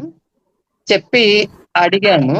నేను అనుకున్నాను మనసులో, ఏ కులానికి మతానికి సంబంధించిన దేవుళ్ళ పేర్లు అట్లాంటివి రాకుండా వస్తే బాగుండు అనుకున్నాను అనమాట. అలా అడగాలని అనుకున్నాను. ఎప్పుడైతే పిరమిడ్ పేరు పెట్టాలంట సార్, మేడం గారు మంగళగిరి నుంచి ఫోన్ చేశారని అతను చెప్పాడు, వెంటనే పేపర్ మీద ఒకటి రాసేసి ఆయనకి ఇచ్చేసాడు. తన పేరు సర్వమంగళం పిరమిడ్. ఎంత అద్భుతంగా ఉంటుంది ఆయన మన మనసులోది కనిపెట్టేసి మనకంటే ముందే ఆయన చేసేయటం అంటే అలా ఉంటుంది అనమాట. అలాగే మేము వైన్ షాప్ పెట్టామని చెప్పి ఆయనకి తెలియదు, మాకు ఆ బిజినెస్లు ఉన్నాయి తెలియదంటే నేను చెప్పలేదు. ఇప్పుడు ఒక సందర్భంలో ఆయన ధ్యానం చేయాలి, శాకాహారులుగా ఉండాలి, ఇవే చెప్తూ ఉన్నారు. ఒకటి సార్ మందు కొట్టొచ్చా అనేసాను. అది నేను కాదు అన్నది క్వశ్చన్ కూడా ఆయనే వేయించి ఉంటారు అనేది తర్వాత కొన్నాళ్ల తర్వాత నాకు అర్థమైంది. అంటేను మా వారు చాలా కోపంగా చూస్తున్నారు నా వైపు, నువ్వు గురువుని ఇలాంటి ప్రశ్నలైనా అడిగేది అన్నట్టు.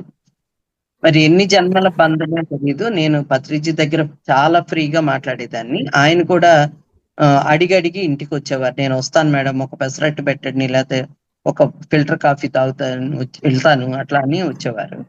అయితే చెప్తున్నాను, అనగానే ఆ వైన్ షాప్ అన్నారు, ఆ తాగొచ్చు, ఇయర్లీ ఒక పెగ్గాను. అయితే వాళ్ళు బ్రాందీ షాపులో వాళ్ళు ఏమవ్వాలండి, సంవత్సరానికి ఒక పెగ్గు తాగితే అని అంటేను వేరే వ్యాపారం చేసుకుంటారు అన్నారు. నాకు అర్థం కాలేదు అప్పుడు. సరే నవ్వేశాను, వచ్చేసాను. తర్వాత ఇప్పటికో మళ్ళీ మేము ఇంకొక బార్ పెట్టడానికి మా వారు రెడీ అయినప్పుడు నాకు అది మెడిటేషన్ లో ఎర్లీ మార్నింగ్ గుర్తొచ్చింది, అది వినిపించింది చెవులకి. అప్పుడు అర్థమైంది, పత్రిజీ చెప్పింది మీరు వ్యాపారం మానేసి ఇంకో వేరే వ్యాపారం చేసుకోండి అని చెప్పి హింట్ ఇచ్చారు అనేది అర్థమైంది అనమాట. ఆ ఒక్కసారే నేను కొంచెం లేట్ గా వెలిగింది. కానీ ఆ తర్వాత నుంచి నేను చాలా ఎరుకుతూ ఉండేదాన్ని. ఆయన మౌనంలో ఉండి సైకిల్ చేసిన, పేపర్ మీద రాసిచ్చినా కూడా దాన్ని ఫాలో అవుతూ వచ్చేవాళ్ళం. ఆయన చెప్పిందే వేదం. వెంటనే ఒక 1 year లోపు ఎన్ని పరీక్షలు వచ్చినా కూడా ఉన్నవన్నీ కూడా వ్యాపారంలోంచి అన్ని కట్ చేసుకుని అమ్మేసి బయటకు వచ్చేసారు. వేరే బిజినెస్ అనుకోకుండానే ఉంటుంది. అవన్నీ గురువు గారి చలవ వల్ల మనం మంచి చేయటానికి ఒక అడుగు ముందుకేసాం కాబట్టి ఇంకో అవకాశం వచ్చింది అని చెప్పి అనుకోవటం జరిగింది అన్నమాట. ఇలా మా జీవితం ఆయన చెప్పిన బాటలోనే వెళ్తూ ఉన్నాము. ఆయన ఆశయాలైన ధ్యాన జగత్ కానీ, అట్లాగే పిఎంసి ఛానల్స్ కానీ, ఇవన్నీ కూడా అద్భుతంగా జరగాలని, పిరమిడ్ నిర్మాణాలు జరగాలని కోరుకుందాం. అట్లాగే శాకాహార జగత్కి మన బాడీయే అసలు దానికి అనుకూలంగా శాకాహారానికే పుట్టింది, ఇది మన నిర్మాణం జరిగింది. మన పళ్ళు కానీ ఇవి కానీ ఆ నిర్మాణంలో లేని నేను జంతువులు, వాళ్ళకు వీడియో చూశాను, జంతువుని చీల్చుకుని తింటూ ఉన్నాయి. వాటి కోసం పెట్టిన కూరలు అవి వాటి ఆహారం కోసం, మనది కాదు. చాలా మంది ఛానల్కి ఎదురవుతూ ఉంటారు శాకాహార విషయం మాట్లాడుతున్నప్పుడు. మనం తినకపోతే అవన్నీ ఏమైపోతాయి అని చెప్పి అంటూ ఉంటారు. అవన్నీ కూడా వాటిని అధిగమించి మనం రావటానికే ఈ ధ్యానం అనేది.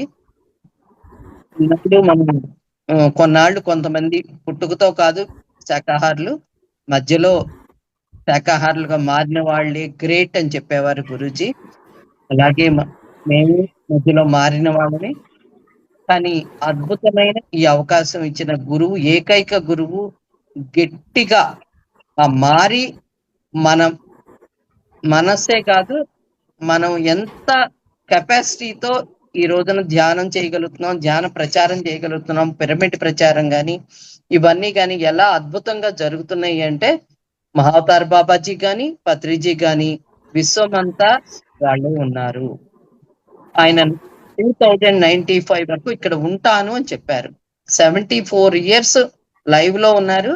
74 years ఆయన విశ్వమంతా విస్తరించేసి ఉన్నారు. మనలోను, మన మాటలోను, మన పక్కనే ఉన్నారు. కాబట్టి ఆ ఎరుకతో మనం న్యాయబద్ధంగా, సత్యవంతంగా, ధర్మబద్ధంగా మనం చేసుకుంటూ అద్భుతమైన ధ్యాన ప్రచారానికి, శాకాహార ప్రచారానికి ముందుంటూ దాన్ని మన టైంని అంతా కూడా పెట్టగలిగి మనం చేయగలిగితే మన జీవితం ధన్యమైపోయినట్టే. నాకు ఈ అవకాశం ఇచ్చిన మహావతార్ బాబాజీ ట్రస్ట్ వారికి మరియు దీన్ని ఆర్గనైజ్ చేస్తున్న అందరికీ కూడా పేరు పేరున ధన్యవాదాలు తెలియజేసుకుంటూ దీంట్లో పాల్గొన్న అందరికీ కూడా మరొకసారి కృతజ్ఞతాభావంతో సెలవు తీసుకుంటూ ఉన్నాను. Thank you very much ma'am. చాలా అద్భుతమైన జ్ఞానము, ప్రతి ఒక్కరూ కూడా తెలుసుకోవాల్సిన జ్ఞానము, పంచాల్సిన జ్ఞానము. అందరూ ఎరుకతో ఉండి ప్రతి ఒక్కరూ కూడా మీరు చెప్పిన బాటలో అంత అద్భుతంగా ప్రయాణం చేస్తే ఈ విశ్వమంతా ధ్యానమయం అయిపోతుంది. అందరూ కూడా ప్రతి ఒక్కరూ చిన్నపిల్లలకు ఫస్ట్ తెలియాలి. చిన్నపిల్లలు, యుక్త వయసు పిల్లలు, టీనేజర్స్, ఆ తర్వాత పెళ్లి చేసుకునే వాళ్ళు, మెయిన్ దంపతులుగా అయ్యేవాళ్ళు, వాళ్ళిద్దరూ ఎలాంటి బిడ్డకు అంటే పైలోకాల్లో ఎంతో మంది మాస్టర్స్ కాచుకొని ఉంటారంట జన్మ తీసుకోవాలి అనేసి. ఏమి అంటే అలాంటి గర్భము అనేది దొరకట్లేదు, ఆధ్యాత్మిక గర్భము దొరకాలి వాళ్ళకు, వాళ్ళు ఆ జన్మ తీసుకోవాలి అంటే అంత అద్భుతమైన గర్భం కోసం కాచుకొని ఉంటారంట. అలాంటి ఏ జ్ఞానము లేకుండా ఉంటే రాలేరు. ఎందుకంటే ఇక్కడికి లోపలికి వచ్చినాక వాళ్ళ జర్నీ, బయటికి వచ్చినాక జర్నీ వాళ్ళ సాఫీగా జరగాలంటే ఈ తల్లిదండ్రులకు ఆ జ్ఞానం ఉండాలి. కాబట్టి అలా ఆధ్యాత్మిక గర్భం. ఇంకొక పాయింట్ అమ్మా, ఏ జీవి కూడా నవ్వలేదు. చూడండి, పక్షులు కూడా అటు భాషలో అవి మాట్లాడుకుంటాయి అనుకుంటాము, కొన్ని ఆవులు అవి కూడాను. కానీ మాట తీరు గాని, నవ్వు గాని ఒక మానవుడికే కుదురుతుంది. అలాంటి జీవితాన్ని ఇచ్చినప్పుడు, ఈ జీవితం ఆనందించటానికే ఉన్నప్పుడు మన వాక్ ద్వారా ఎంత మిత్రత్వాన్ని, ఎంత బంధుత్వాన్ని, ఎంత ప్రేమని పంచగలం, ఎంతైనా పంచగలం ఒక్క మాట ద్వారా, ఒక చిరునవ్వు ద్వారా. కాబట్టి ఇంత అద్భుతమైన జీవితాన్ని ఇచ్చింది. ప్రతి నిమిషము ప్రతి ప్రకృతిని చూస్తూ, ప్రతి దాన్ని కూడా ఎంజాయ్ చేస్తూ, ఈ మిత్రత్వంతో ఉంటూ, ఫ్రెండ్స్ లాగానే భార్యాభర్తలు కూడా ఒక మంచి ఫ్రెండ్షిప్ వాతావరణంలో ఎదుగుతూ మంచి యోగుల్ని ఈ భూమి మీదకి తీసుకొచ్చినట్లయితే అద్భుతమైన రామరాజ్యం మళ్ళీ సస్యశ్యామలంగా విరాజిల్లుతుంది. శాంతి, యజ్ఞాలు, హోమాలు ఏం చెయ్యక్కర్లా. ఎందుకంటే వాళ్ళలో ఉండాలి అలాంటి బిడ్డను తీసుకురావాలి. ధ్యానం చెయ్యరు అని చెప్పి పత్రిజీ చెప్పిన మాట అది. అంతేగాని పూర్తిగా పూజలొద్దు అని అంటే విగ్రహం ముందు కూర్చుంటే ఆ మూర్తిని చూసి స్ఫూర్తి పొందమన్నారు ఆయన. అంతేగాని చెప్పింది ఏమీ లేదు. కానీ అద్భుతమైన ఈ అవకాశాన్ని నాకు ఇచ్చినందుకు మొదటిగా ధన్యవాదాలు మీకు.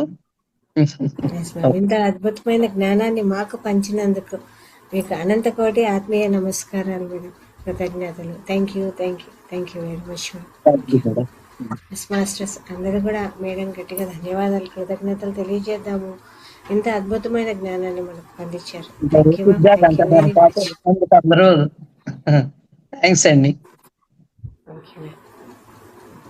మాస్టర్స్ చక్కగా కాసేపు మెడిటేషన్ చేసుకొని సెషన్ ఏం చేద్దాము.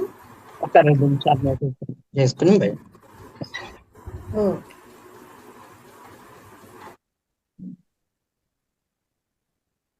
అందరూ కూడా చక్కగా వేళ్ళలో వేళ్ళు వేసుకుందాము. స్థిర సుఖాసనంలో కూర్చుందాము.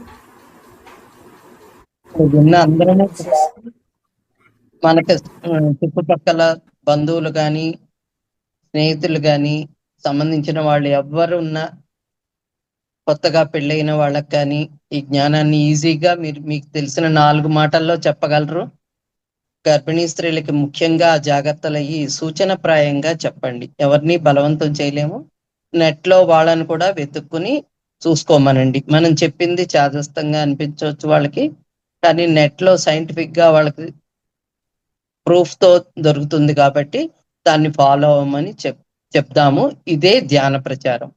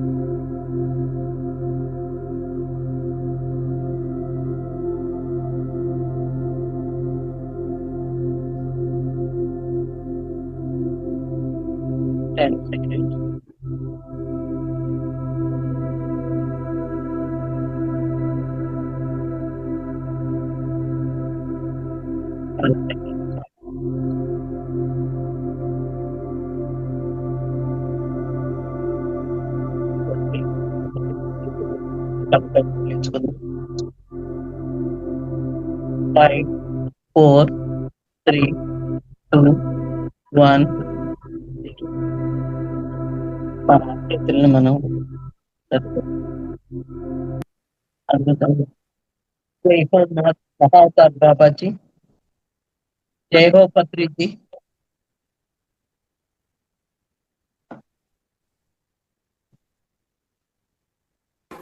ఓకే మా, ధన్యవాదాలు.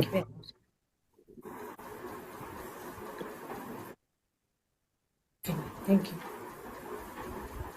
ఎస్ మాస్టర్స్, కాసేపు కంటిన్యూ చేసి మళ్ళీ క్లోజ్ చేద్దాం. ఓకే మేడం, మీరు లీవ్ అయిపోయింది.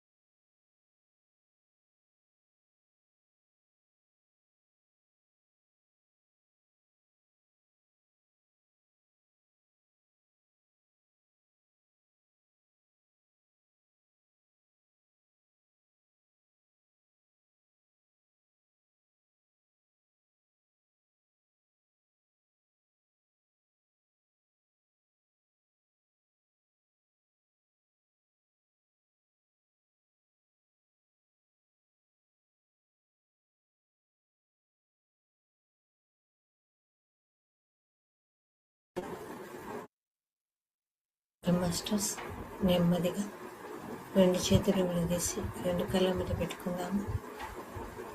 5, 4, 3, 2, 1. 2 కళ్ళు తెరుస్తూ 2 చేతులు చేసుకుందాము. ఇంతవరకు జరిగిన ధ్యానాన్ని మనకు అందించిన బ్రహ్మర్షి పితామహ పత్రిజీ గారికి చక్కగా ధన్యవాదాలు, కృతజ్ఞతలు తెలియజేసుకున్నాము. Thank you. తిరిగి రేపటి సెషన్లో కలుసుకుందామండి. అంతవరకు సెలవు. Thank you.